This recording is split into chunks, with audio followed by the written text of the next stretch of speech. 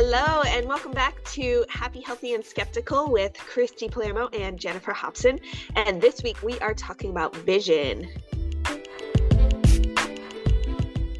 All right, Jen, so starting it off with our question, how important would you say it is to have a vision for a goal? Would you say you can just set a goal and go for it, or would you say it's more about having a very specific vision for whatever it is you're going for? I truly believe that outside of consistent action, the only other way to achieve a goal is by creating a vision. I genuinely don't think, we talk a lot about goal setting or commitment creation. And a lot of you, if you're listening to this podcast, probably have listened to some type of personal development podcast. And I genuinely think goal setting is not going to actually achieve anything. That's just it's the smallest part of the process, to be honest.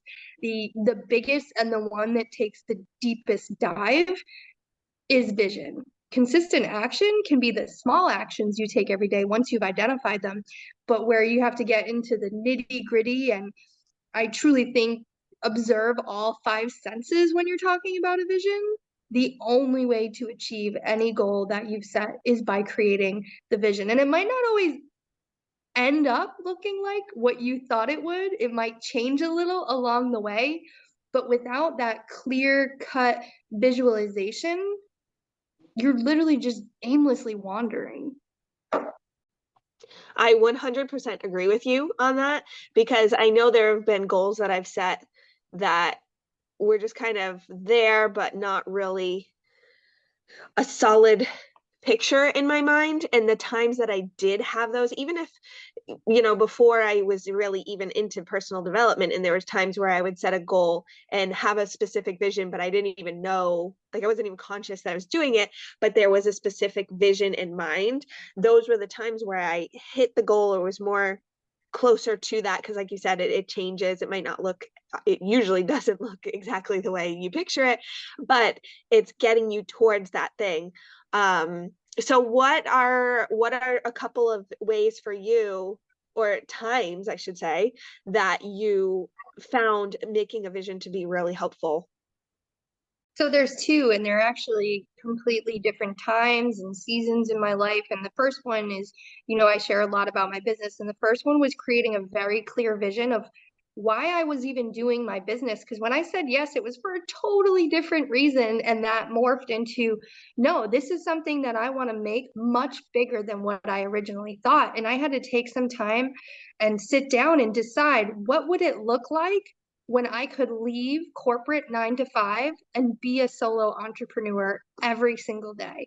And I love the activity of sitting down and going, okay, what's my morning going to look like when I don't have to get in a car and drive an hour to and from work? So it was even changing that and saying, getting back to the five senses, I'm going to get up in the morning at this time, and I'm going to feel less stressed because I don't have to rush everybody out the house to get into the car to get somewhere at a certain time. And then I'm going to make my tizzy, and then I'm going to sit down and I'm going to be able to read. And again, my morning might not always look like this now, but that was the vision. I wanted to have, it wasn't necessarily being able to sit there at 7:30 and drink a tizzy. It was the feeling of less stress, rushing out the house, rushing through my days, not even actually being able to enjoy my life, and really getting into what's it going to smell like? What's it going to sound like? Maybe a little bit less yelling, maybe not. Um, less yelling, less frustration, less planning, right? It doesn't have to take as much prep work to make everybody's lunch and everybody's breakfast to get into the car on time. So what does that look like? How does that change my day? Where am I going to be sitting? Where am I going to be going? What am I going to choose to do, and run that through the day? So that really helped for my business, especially for the times when you don't, motivation is fleeting. You don't always want to show up every single day and do the actions that get you. So when you're really doubting yourself, or, a literal perfect example is I planted seeds 10 days ago. They're in my grow tent. There's 2 sections. They've all sprouted. I'm not even focused on the sprouted. I'm just going, please, plants, grow. Will you please grow? please grow. I literally am asking for the seeds to show up, but I also have to turn my head back and go, we know how this works. Just like it works in business, you got to give it a little bit of love. You got to show up every day. I can't just turn the lights off on the seeds for 48 hours and then wonder why they haven't grown. The same thing is with whatever goal you're going towards, whether it's in your business, whether it's in your family or your fitness or your finances. But you know what I am envisioning? I'm envisioning this lush garden full of vegetables that will feed us, and it's beautiful and it's green and it's full of light, and I'm going to keep that vision one step at a time. And that's what I had to do with my business. It wasn't an overnight accomplishment. It was doing the things when I didn't want to do them, but it was keeping the vision so clear of what I was creating that no matter what, whether it was on the timeline I created or not, that vision was still there and I was still working towards it. And I know I'm giving you a long answer, but totally different season is in having my second child. For those of you that don't know, I had two losses in between my oldest child and my now 16-month-old baby. So when you get pregnant again after two losses, all those creepy, crawly, scary thoughts that you usually have during a pregnancy are amplified, right? You know, every twitch, every feeling, every movement, you're afraid, is the baby still there?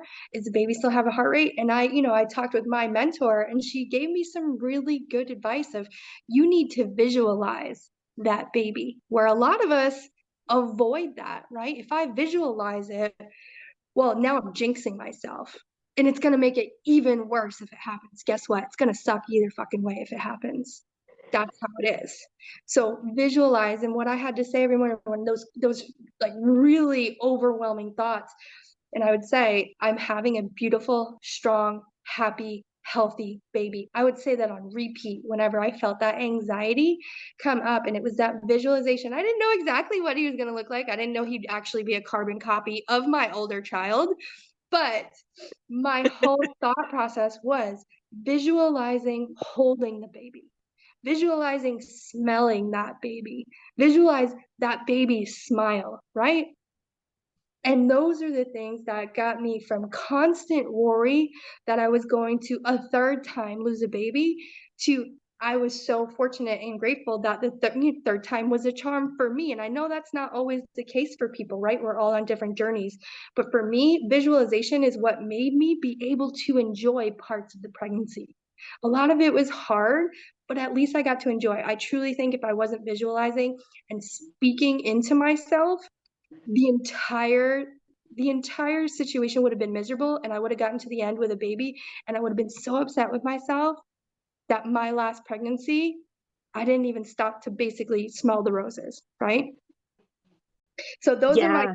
my two big things to share with you on visualization. And I've even heard, successful people do it. I can't remember where I heard this, but Shaun White, the snowboarder, he had said that he visualized himself before he knew he was going to be on the cover of Rolling Stone. And a lot of times you're like, well, why the heck did they put a snowboarder on the cover of Rolling Stone? But he visualized himself wearing the American flag.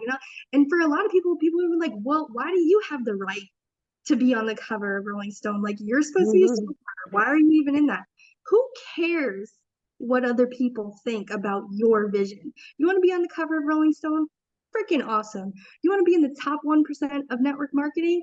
Make it happen. Create the vision. But when you get there, what does that mean for your day to day? What's it look like? What's it sound like? What's it smell like? Who is there with you? Or anything else. You want to be as strong and confident in your body. You want to have rocking six pack. Awesome. If that is your vision, go for it. But if you're not visualizing yourself where you will be when you accomplish that goal, you're wandering around aimlessly. I love that you just shared all that. And I think, first of all, that story talking about the pregnancy after having some losses, I think that's really important to talk about and to be able to share that kind of visualization with other women, anybody else listening to this that might relate to that, because a lot of times, right, we just don't talk about it. And hearing you say, like, I don't want to jinx it by visualizing a healthy pregnancy, I think it's a great thing to talk about and give somebody a tool, something to hold on to. Because, right, you did go through that and you had a healthy baby. So, like you said, to look back, and if you hadn't enjoyed any of it, that would, you'd look back on that and regret that too. So, I find the visualization to be so important from what you're talking about. And same here, like I had a couple of instances, a couple of times where I had very clear vision. And I do want to touch upon the point that a vision, you need to have the feeling, and that's something you mentioned a little while ago, is you have to have the feeling with it. And I know we are actually both reading the same book right now, Change Your Paradigm, Change Your Life by Bob Proctor. And he talks about changing your frequency of where, how you're feeling about your vision. And I found that to be a really great tip, because a lot of times I've done visualization or affirmations even, as I was starting my personal development journey, and I could never quite connect with the feeling of, like, when I was starting, it would be like, I am a money magnet, and I'm going to have $10,000 in my bank account. And that did not resonate with me because I didn't feel that at the time. And so my frequency for it was still like super low. Like I was very broke, and I stayed in that feeling of it. So it's shifting while we have the vision for it, it's also shifting that frequency and the energy around where we want to go and what we're seeing for ourselves. So I think a top tip is exactly what you touched upon with bringing in the five senses. And so one um, little you can use has had us do, that I've really loved, is to actually sit and I've mentioned before, I'm a huge journaler, but to actually, even if you're not a journaler, to do this little project, one page, of, of sitting down and visualizing your goal, whatever it is, and using those five senses in the present tense. So saying, I am, in, say it's 5 years or 10 years or even 1 year away from now, from whatever goal it is, what are you wearing, what are you smelling, who are you talking to, how are you feeling, what are your surroundings like, what kind of emotions are coming through as you're talking to the people surrounding you. And so really identifying with those different senses in the present tense, and I think that can make any vision so much more powerful. Yeah, and I think it's adding value, and I don't mean monetary value to your vision, right? Those affirmations, and I've been very similar to that, like, I am a money magnet, I have $1 million in the bank. Okay, cool. But what are you going to do with that $1 million? Or even if it was just $10,000 in the savings account, how is that going to change your life? How is it going to change a single day? What would you be doing differently? How would you show up differently if you actually were a money magnet? What would your day look like? And Christy and I are both part of a leadership improvement group right now. And we're really doing a lot of the deep work to figure out what the next version of us is. And just like she said, taking time to journal it out. Who do I actually want to be? Or am I regurgitating past versions of myself? And I think that's really huge is, stop repeating the cycle. If the person you have been hasn't achieved the goals that you want, then it's time to morph into the next version of you. And who does that look like? And don't give the answer everyone wants to hear or expects of you. Give the answer that is truly meaningful to you. That's been very challenging for me, of who do I actually want to be? Or am I just showing up as what people expect me to be? And creating that vision, that takes a lot of work, but I guarantee you, once you do the work and it's solid, you're going to show up as that person. Yeah, I mean, it is.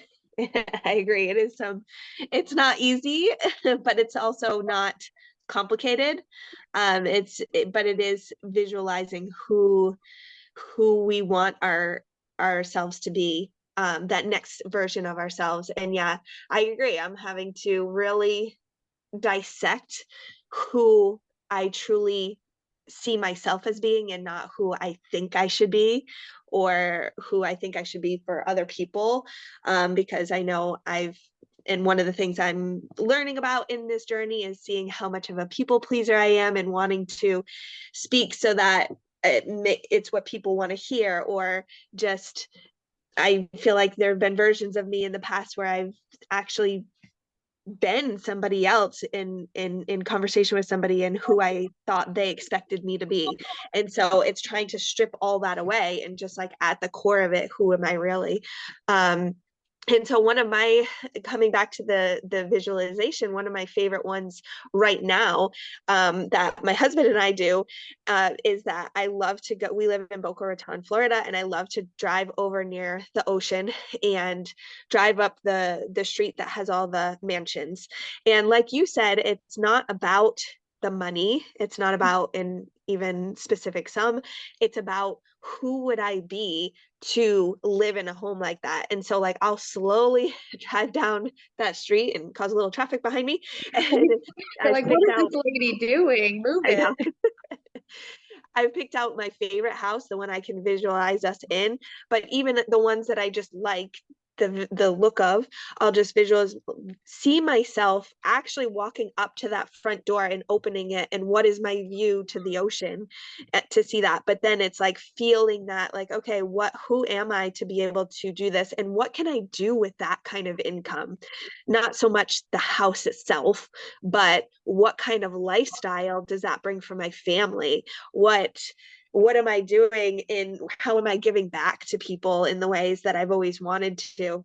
And so I find that being physically present in that space and driving down that road is what's most helpful for me. But we don't always have that. Um, like I happen to live near the ocean here.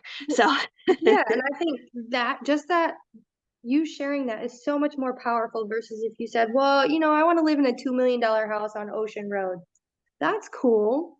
But imagining driving up to the house, opening the door, that's where you live, and then going a little bit deeper and going, who did I have to become to be there? And who did I have to help along the way? What was the consistent daily action I had to take every day to achieve this goal? It's not just about the fancy house on the beach. And maybe it's something different for you. Maybe it's moving states or promoting in a different job, but maybe take a step back and go, okay, why haven't I achieved that promotion yet? Are you the person that needs to be that promotion? Maybe you're not even in the right place. Maybe you're not in the right company. Figure it out and then peel it back just like an onion. And I think a lot of us go, well, I'm not a visionary. I can't think like that. Well, if you want to achieve it, that's what achieving makes you, the next person that can create the vision. And it might not be pretty. You write down in a journal, and 5 years from now, when you achieved it, oh my God, that was a really ugly way of saying I wanted to get here. However, you just took the time and said, all right, let me just start with the 5 senses. Where am I? What's it sound like? What's it smell like? Who am I with? Just like Kirsty said, and peel it back and go, who do I need to be to create the vision? And then who do I need to be to achieve the vision? And mine is constantly changing. And I think that's why I've been in a little bit of a transitional period, because I've achieved a lot of the things that I want to achieve. And, I could just go, I'm done. I'm going to sit in my comfort zone. But we've shared it before. Comfort zone is actually moving you backwards. There is no stability, right? There is no stagnant. You are either going up or you are going backwards. So it's time to change the vision and do the work of who am I right now? Who do I want to become? And how am I going to get there? And what's it going to look like for me when I actually reach that point and do the hard work of going, who am I going to help along the way? Who am I going to meet along the way? And what are the struggles that I'm going to really have to face? And go, you know what? It doesn't matter because I can see that vision. It's crystal clear. And it's crystal clear. Throw anything at my way. I'll jump over it. those are just hurdles. Exactly. Right. And as we're talking about this, it reminds me, because it's something I've been working through all this myself, is not just, yes, we have the vision for the goal, but also I tended in this journey to want to talk about like who I am as in what I do and the things that I am as a mom and a wife and different points like that. But really, as we talk about the next version of ourselves, really about personality traits, things that we want to embody, um, the parts of us that we want to be able to help and serve other people with. Like it's deeper than just what you're doing, but it's like the parts of you that you want to bring out because you're already that person. It's just bringing it out and being intentional and having to embody all those traits. For sure. And I think as we wrap it up, it always comes back to the other conversations we've had. First of all, just because a vision is clear for you doesn't mean other people can see it. You have to show up for you no matter what. And when you create that vision, now they can see it. They don't have to be believers in your vision. For you to achieve it, they don't have to be believers in your vision. That's just the honest truth. However, you get that so clear, it won't matter if someone else doesn't believe in it. But where are your cheerleaders? Where are your energy givers? Where are your energy suckers? Where are the people that maybe they can't really see your vision, but they're telling you, Christy, you're going to live in that freaking house because I'm going to stay in the second bedroom on the second floor and you're going to make me brunch. Cool? You know what? I don't see how you're getting there, but I fully support your vision no matter what because I know you can accomplish it. So go back to who and what are you surrounding yourself with? But remember, they don't need to believe in your vision, only you do. And if you don't have those people in your life right now, then protect your vision in the best way you can. And maybe now is the time to not speak about it.